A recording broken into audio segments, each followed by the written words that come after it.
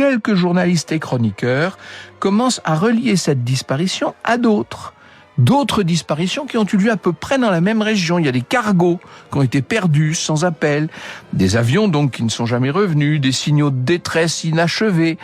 Et petit à petit, ce qui est en train de se dessiner, et vous le savez, ce qui est en train de se dessiner, c'est une forme un peu particulière, quelque chose, un motif qui se dessine sur l'océan, et c'est Vincent Gaddis, un ancien reporter, qui va formaliser cette intuition dans un article qu'il publie en 1964 dans le magazine Argosy, puis dans un ouvrage qui va paraître 2 ans plus tard et qui s'appelle Invisible Horizons, True Mysteries at the Sea, et qui désigne un périmètre maritime qui a la forme d'un triangle et qu'on va appeler le triangle des Bermudes. Alors, quels sont les points de disparition les plus fréquents? Eh bien, il semble indiquer une vaste zone de l'Atlantique qui est délimitée par 3 sommets, les 3 sommets du triangle, et Miami au sud de la Floride, San Juan à Porto Rico et l'archipel britannique des Bermudes.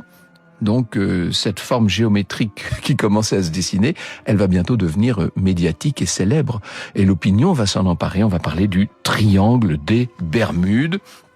Gaddis a eu l'idée de compiler un certain nombre d'affaires, qu'elles soient maritimes ou aériennes, et il a consacré un chapitre entier à la fameuse escadrille de décembre 1945, l'escadrille 19, et il dramatise tout ça avec beaucoup d'habileté. Voici ce qu'il écrit dans un style qui est très reconnaissable, c'est celui de ces articles de la presse populaire de l'après-guerre, que j'ai beaucoup lu, moi, pour tout vous dire, et qui était un style volontairement dramatique.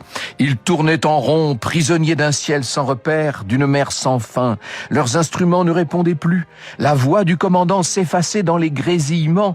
Une main invisible semblait les tirer vers un néant liquide. L'un après l'autre, ils se sont tus.